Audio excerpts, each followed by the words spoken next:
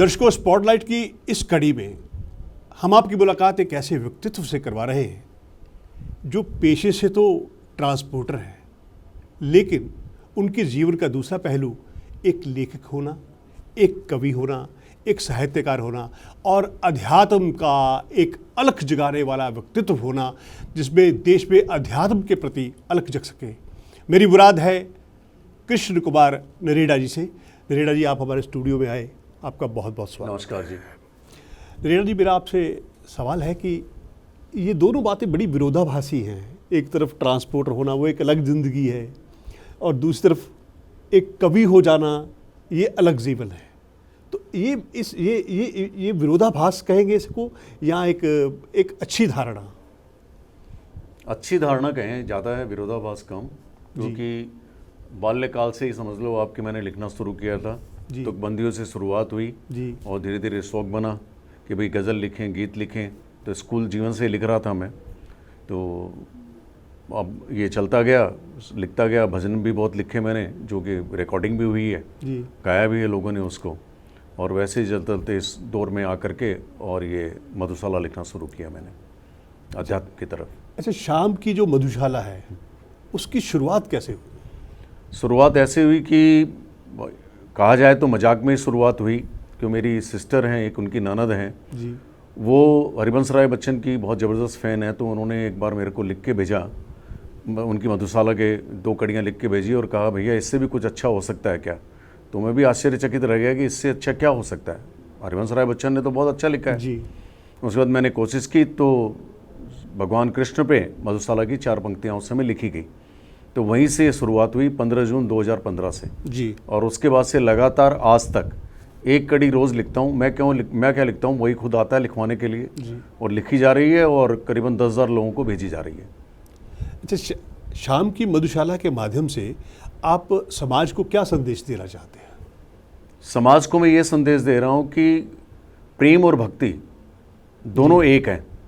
जब तक आप डूबोगे नहीं, आपको ना प्रेम मिलेगा ना भक्ति मिलेगी। और अगर आप प्रेम में डूब करके अगर भक्ति करते हो तो ईश्वर की प्राप्ति सहज और सरल है। आप एक छंद रोज लिखते हो और 10,000 लोगों को भेजते हो। लोगों की जो प्रतिक्रिया है वो आपके सामने आ गई होगी। बहुत आती है जी। अगर मैं किसी कारण से नहीं भेज पाता हूँ जी, लिखता ज़रूर, भेज नहीं पाता, मान लो 2 दिन नहीं भेजिए, तो लोगों के फ़ोन आने शुरू हो जाते हैं कि भाई साहब क्यों नहीं आई आपकी मधुशाला जी। और एक बार ऐसा भी संजोग घटा था, कुछ 4 साल पहले मैं ट्रीटमेंट में था 3 महीने जी। तो मैंने मोबाइल का इस्तेमाल ही नहीं किया।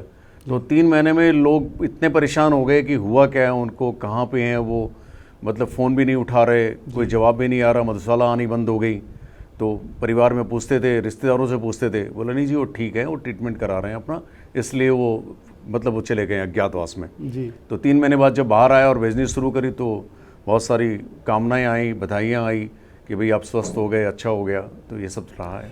अच्छा, भारत जिस तरह से, हमने ये सवाल बार बार पूछा जाता है कि हम पाश्चात्य सभ्यता की ओर बढ़ रहे हैं या उसका अनुसरण कर रहे हैं, और मुझे लगता है कि कोरोना काल में भारत कहीं ना कहीं अपनी जड़ों की तरफ लौटा है। वो अध्यात्म की तरफ लौटे, वो भारत अपनी जड़ों की तरफ लौटे, इसके लिए क्या प्रयास किए जाने चाहिए? इसके लिए तो ये कि ज्ञान का जितना ज़्यादा प्रचार होगा, जितनी बातें उनको समझाई जाएगी वो ज़्यादा बेहतर होगा जी। मैं अपनी मधुशाला के माध्यम से तो ये प्रतिदिन ये कोशिश करता हूँ, अलग अलग सब्जेक्ट पे लिखता हूँ। मेरे ख्याल में मैंने अध्यात्म पे लिखा है, जीवन दर्शन पे भी लिखा है जी, प्रेम पे भी लिखा है, भक्ति पे भी लिखा है। तो बहुत सारी कड़ियाँ, जब इसकी किताब बनेगी तो हम यही डिसाइड कर रहे हैं, क्योंकि किसी ने मेरे से ये कहा कि आप एक काम करो, सारी इकट्ठी करके आप मुझे दो, मैं संपादित करता हूँ। तो अलग अलग सेक्शन बना देते हैं इनको कि जिस चीज़ को लिखा है अपने प्रॉपर तरीके से लोगों के पास जाए। तो वो कोशिश हो रही है सर। कुछ छंद जो है शाम की मधुशाला के हमारे दर्शकों के लिए भी प्रस्तुत कीजिए। तुमसे जब से मन ये मिला तो खुश रहने की कुंजी पाई जी। मन में प्रेम की जोत जली तो जीवन में आई तरुणाई। सहज नहीं था कुछ भी मिल जाना, तुमने सरल सहज कर डाला। मेरे हर संकल्प की साक्षी श्याम तुम्हारी मधुशाला। ये मैंने परसों लिखा था। उसके पहले है, अर्थहीन जीवन को तुमने आकर के साकार बनाया। मेरे प्रण की लाज रखी और अच्छे मित्रों से मिलवाया। मेरे इस नीरस जीवन को तुमने प्रेम के रंगों से भर डाला। नए रूप में नहीं ढलती है शाम तुम्हारी मधुशाला। वाह, ये था अध्यात्म के नाम पर संदेश। अच्छा रीटा जी, आपकी रचनाओं और ख़ासतौर पर शाम की मधुशाला को किस किस गायक ने रिकॉर्ड किया है? शाम की मधुशाला को अभी तक सिर्फ जितेंद्र सोनी ने रिकॉर्ड किया है। वैसे अनूप जलोटा जी के पास भी ये डेली जाती है, तो उनका भी मन था इसको रिकॉर्ड करने का। अमरीश मिश्रा का भी मन है रिकॉर्ड करने का। और एक लेडी है मधु जी बोल करके, उन्होंने, वो भी संगीत का शौक़ रखती हैं, तो उन्होंने भी अपने आवाज़ में रिकॉर्ड करके रखी हुई है। जिनको जैसे पसंद आता है वो कर रहा है। बहुत खूब। तो दर्शकों, अध्यात्म की यात्रा भारत के लिए बहुत ज़रूरी है। भारत अपनी जड़ों की तरफ लौटे, इसके लिए हमें ज्ञान, अध्यात्म और प्रेम और भक्ति और आसक्ति से लौटना होगा। हमारे स्टूडियो में आने के लिए कृष्ण कुमार जी आपका बहुत बहुत धन्यवाद बुलाने के लिए सर। तो दर्शकों, अब समय हो गया है आपसे अलविदा लेने का। नए कार्यक्रम में नई शख्सियतों के साथ आपके समक्ष रूबरू होंगे। तब तक के लिए धन्यवाद।